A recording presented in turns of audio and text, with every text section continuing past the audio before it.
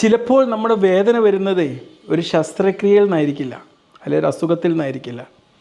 അതിൻ്റെ insurance claim നേടിയെടുക്കാനുള്ള യാത്രയിലായിരിക്കും വേദന ആരംഭിക്കുന്നത്. അതിമനോഹരമായിട്ടുള്ള ഏറ്റവും ന്യൂതനമായിട്ടുള്ള ശസ്ത്രക്രിയയിലൂടെ എൻ്റെ കാഴ്ച 100% തിരിച്ചു കിട്ടി. പക്ഷേ എനിക്ക് കിട്ടിയ ക്ലെയിമോ 1/3 മാത്രം. എൻ്റെ മനസ്സ് ഒരുപാട് വേദനകൾ കൊണ്ട് നിറഞ്ഞൊരു സമയം. കമ്പനിയുടെ പേര് ഞാൻ പറയുന്നില്ല, കാരണം കമ്പനി ഇത് തേർഡ് പാർട്ടിയെ കൊണ്ട് ചെയ്യിക്കുന്നതാണ്. ഈ തേർഡ് പാർട്ടി എല്ലാ കമ്പനികൾക്കും ഒന്നായിരിക്കും. മനസ്സിലായില്ലേ? അവരുടെ അപ്ഡേറ്റഡ് അല്ലാത്ത നോളജ് കൊണ്ട് എനിക്ക് റിജക്റ്റ് ചെയ്യപ്പെട്ടൊരു സംഭവം. ഡിമെക് സർജറി എന്താണെന്ന് പോലും അവർക്ക് അറിയില്ല. അവരെ വിചാരത്ത് എന്തോ കോസ്മെറ്റിക് പ്രൊസീജിയറോ എന്തോ ആണെന്നായിരിക്കും. അതുപോലും അറിയാത്തൊരു കാര്യം. അത്രയും അൺഅപ്ഡേറ്റ് അല്ലെങ്കിൽ അപ്ഡേറ്റ് ചെയ്യാൻ മടിച്ചു നിൽക്കുന്നതുകൊണ്ടായിരിക്കും. കാരണം ന്യൂതന സർജറികൾ കുറച്ച് കോസ്റ്റ് കൂടുതലായിരിക്കുമല്ലോ. അപ്പോൾ ഇതും പറഞ്ഞങ്ങ് തള്ളിക്കളയാമെന്നുള്ള രീതിയിലായിരിക്കും. ഈ ഒരു സംഭവം എന്നെ ഒരുപാട് പാഠങ്ങൾ പഠിപ്പിച്ചു. ഇൻഷുറൻസിനെ കുറിച്ച് ഒരുപാട് പഠിക്കാൻ എന്നെ പ്രേരിപ്പിച്ചു.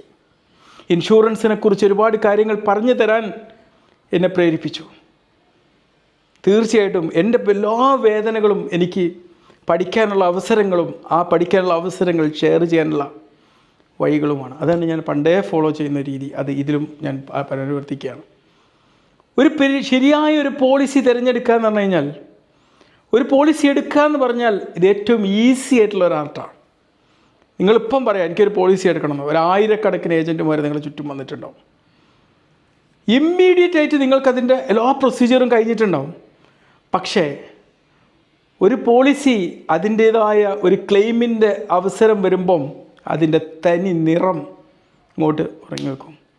നിങ്ങൾ വില കൊടുത്ത് വാങ്ങിയതൊരു സർപ്പത്തെയാണെന്ന് പോലും തിരിച്ചറിഞ്ഞു പോകുന്നൊരു സമയമായിരിക്കും അത്. അപ്പോൾ ശരിയായ ഒരു പോളിസി തിരഞ്ഞെടുക്കുക എന്ന് പറഞ്ഞാൽ ഇതൊരു കലയാണ്. ഇപ്പോൾ ഞാനിപ്പോൾ എൻ്റെ പുതിയ ഫോണൊന്ന് അപ്ഡേറ്റ് ചെയ്യാൻ ആഗ്രഹിക്കുന്നുണ്ട്. അപ്പോൾ ഞാൻ പല ഫോണുകളും ഇങ്ങനെ സ്റ്റഡി ചെയ്തുകൊണ്ടിരിക്കുകയാണ്.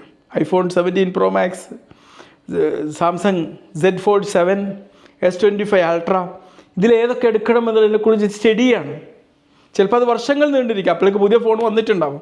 എങ്കിലും അതിനെക്കുറിച്ച് സ്റ്റഡി ചെയ്തുകൊണ്ടിരിക്കുക. പക്ഷേ ഇൻഷുറൻസ് പോളിസിയെക്കുറിച്ച് നമുക്ക് എന്തറിയാം? സത്യം പറയാമല്ലോ, എനിക്ക് ഈ ഒരു ക്ലെയിം ഈ റിജക്ഷൻ വന്നതിന് ശേഷമാണ് എൻ്റെ പോളിസിയുടെ പേര് പോലും ഞാൻ അറിയുന്നത്. അതിൻ്റെ ഡോക്യുമെൻ്റ് എൻ്റെ കയ്യിലേക്ക് കിട്ടുന്നത് അതിന് ശേഷം. അതിന് മുമ്പ് അതിനെക്കുറിച്ച് ഒന്നും എനിക്കറിയില്ല. ഇതിൻ്റെ ആപ്പ് ഒന്ന് തുറന്ന് നോക്കുന്നത് അപ്പോഴാണ്. നമ്മൾ അതിനെക്കുറിച്ച് ഫെമിലിയർ അല്ലായിരുന്നു. നമ്മളെ കയ്യിലുള്ളൊരു ഫോൺ പോലെ നമ്മൾ എപ്പോഴും അതിനെക്കുറിച്ച് ഫെമിലിയർ ആയിരിക്കണം. അതൊക്കെ നമ്മൾ പഠിച്ചെടുക്കണം. പഠിക്കാൻ വളരെ എളുപ്പമാണ്. ആർട്ടിഫിഷ്യൽ ഇൻ്റലിജൻസിൻ്റെ പല സോഫ്റ്റ്വെയറുകളും ഒക്കെ ഉണ്ടല്ലോ. അതുവഴി അങ്ങ് പഠിച്ചാൽ മതി. നമ്മൾ അതിൻ്റെ ഒരു കാര്യങ്ങൾ ഇതിലേക്ക് ഇട്ട് കൊടുക്കുക, ബാക്കി ആ കാര്യങ്ങൾ അത് പഠിപ്പിച്ച് തരും. തീർച്ചയായിട്ടും ഒരു പോളിസി എടുക്കുമ്പോൾ നമ്മൾ നോക്കണം ആ പോളിസി എടുക്കുന്ന കമ്പനിക്ക് എവിടെയൊക്കെ ക്യാഷ്ലെസ് സർവീസ് ഉണ്ടെന്ന്. ഇപ്പോൾ ഞാൻ എടുത്ത കമ്പനിക്ക് ഞാൻ പോർട്ട് ചെയ്ത കമ്പനിക്ക് ഞാൻ എടുത്തിട്ടുണ്ടായിരുന്നില്ല. അതുകൊണ്ടാണ് എനിക്ക് ഇത്ര ബുദ്ധിമുട്ടുണ്ടായിരുന്നത്. ക്യാഷ്ലെസ് സർവീസ് മാക്സിമം എവിടെയൊക്കെ ഉണ്ട് എന്നുള്ളത് ചെയ്യാം. എന്നിട്ട് നിങ്ങൾ സോഷ്യൽ മീഡിയയിൽ ഈ പോളിസി എടുത്തവരുടെ അഭിപ്രായങ്ങൾ കൂടി അറിയണം.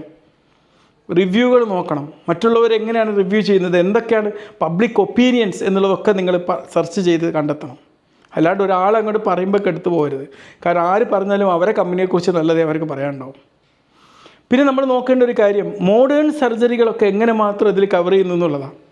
ലേറ്റസ്റ്റ് സർജറികളൊക്കെ. കാരണം നമുക്കറിയാം ഇന്ന് നമ്മൾ എന്തായാലും പോകുക ഒരു വലിയ ഹോസ്പിറ്റലിലേക്കായിരിക്കും. അവിടെ റോബോട്ടിക് സർജറി, ഇതുപോലത്തെ ഡിമെക് സർജറി, ഇതുപോലൊക്കെയുള്ള ലേറ്റസ്റ്റ് കാര്യങ്ങൾ നമ്മളെപ്പോഴും ഒരു വ്യക്തി എന്ന നിലയിൽ നമ്മളിപ്പോൾ എനിക്ക് കോർണിയൽ ട്രാൻസ്പ്ലാന്റേഷൻ പഴയ രീതിയിലായിരുന്നു ചെയ്തിരുന്നെങ്കിൽ എനിക്ക് ആ ഹോസ്പിറ്റലിൽ നിന്ന് ക്ലെയിം കിട്ടുമായിരുന്നു. ഹോസ്പിറ്റലിൽ നിന്നല്ല, ഈ ഇൻഷുറൻസ് കമ്പനി ക്ലെയിം തരുമായിരുന്നു. അതിനാകുമ്പോൾ എന്ത് ചെയ്യുന്നു, എൻ്റെ കണ്ണ് മുഴുവനും കീറി മുറിച്ച് അത് മൊത്തം മാറ്റി 16 സ്റ്റിച്ചിട്ട് ചെയ്യണം. പക്ഷേ നമ്മളെന്ത് ചെയ്യും, അതിനെല്ലാം നമ്മളതിന് വേണ്ടിയിട്ട് നമ്മൾ ശ്രമിക്കുക ഏറ്റവും ന്യൂതനമായ രീതിക്കായിരിക്കും. അതുകൊണ്ടാണ് ഡിമെക്കിന് പോയത്. അവിടെ ഒറ്റ സ്റ്റിച്ച് മതി, കീറി മുറിക്കലൊന്നും വേണ്ട, വളരെ നിസ്സാരമായിട്ട് അതിലേക്ക് ഇംപ്ലാന്റ് ചെയ്യാൻ പറ്റും.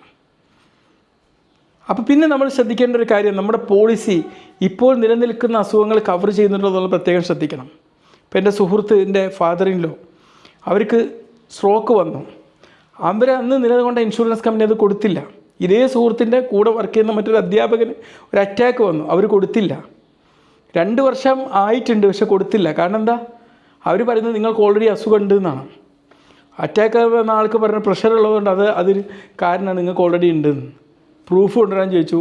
ഈ സ്ട്രോക്ക് വന്ന ആൾക്ക് നിങ്ങൾക്ക് മുമ്പ് ഉണ്ടായിട്ടുണ്ട്. ഇല്ലാത്ത സ്ട്രോക്ക് നേടുന്ന പ്രൂഫ് കൊണ്ട് കൊടുക്കുക. ഇല്ലാത്ത സ്ട്രോക്കിന് എവിടുന്ന് പ്രൂഫ് കൊണ്ട് കൊടുക്കും? പറഞ്ഞ മനസ്സിലായില്ലേ? നമ്മൾ ഇൻഷുറൻസ് ക്ലെയിം എടുക്കുന്ന സമയത്ത് എന്തൊക്കെ പറയണം എന്നുള്ളത് വരെ നമ്മൾ പഠിച്ചിരിക്കണം. അല്ലേ പണി തരും.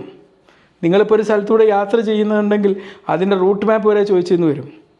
പറഞ്ഞ മനസ്സിലായി? നിങ്ങൾ ഫോൺ എടുക്കാതെ പോയെന്ന് പറഞ്ഞാൽ മതി, എന്നാൽ പിന്നെ അത് ചോറങ്ങ് ഇല്ലാതാവും. ഇതുപോലത്തെ എല്ലാ കാര്യങ്ങളും നമ്മൾ പഠിച്ചു വെക്കണം, എന്നിട്ടൊക്കെ എടുത്താൽ മതി. പിന്നെ നമ്മളെ പ്രിസ്ക്രിപ്ഷൻ ഉണ്ടല്ലോ, നമ്മൾ ഒരിക്കലും കളയരുത്. നമ്മൾ ചെറിയൊരു അസുഖത്തിന് ഒരു ഡോക്ടറെ അടുത്ത് പോയി കഴിഞ്ഞാൽ പോലും നമ്മൾ SSLC ബുക്കൊക്കെ എങ്ങനെയാണോ കീപ്പ് ചെയ്യുന്നത് അതുപോലെ അതവിടെ കീപ്പ് ചെയ്ത് വെക്കണം. ഒരിക്കലും മിസ്സാവാൻ പാടില്ല. നിങ്ങൾ ആദ്യമായിട്ട് കാണിച്ചാണെങ്കിൽ പോലും മതി അത് റിജക്റ്റ് ചെയ്യാൻ. നിങ്ങൾക്ക് ഈ അസുഖം ഇന്ന് ഒരു 5 വർഷം മുമ്പ് ഇതുണ്ട് എന്ന് പറഞ്ഞാൽ 5 വർഷം മുമ്പുള്ള ഡോക്യുമെൻറ്റുകൾ ചോദിക്കും. അത് കിട്ടിയിട്ടില്ല അപ്പം റിജക്റ്റ് ചെയ്യും. പിന്നെ ജനറ്റിക് കണ്ടീഷൻസിനൊക്കെ എങ്ങനെയാണ് നിങ്ങളെ പോളിസി കവർ ചെയ്യുന്നുള്ള പ്രത്യേകം നോക്കണം. ഇതൊക്കെ പഠിക്കണം കേട്ടോ. ഇനി പ്രധാനപ്പെട്ട എനിക്ക് പറയാനുള്ളത്, നമ്മൾ വെറുതെ ചുമ്മാ ഒരു ടാക്സ് കവർ ചെയ്യാൻ വേണ്ടിയിട്ട് മാത്രം ഇൻഷുർ വാങ്ങരുത്. നമ്മുടെ മനസ്സമാധാനം നഷ്ടപ്പെടാതിരിക്കാൻ വേണ്ടി തന്നെയാണ് വാങ്ങേണ്ടത്. അനാരോഗ്യം വരുന്നൊരു സാഹചര്യം തന്നെ നമ്മളെ സമാധാനം നഷ്ടപ്പെടുന്നൊരു സാഹചര്യമാണ്. അത് നഷ്ടപ്പെടാതിരിക്കാൻ വേണ്ടി തന്നെ ചെയ്യണം.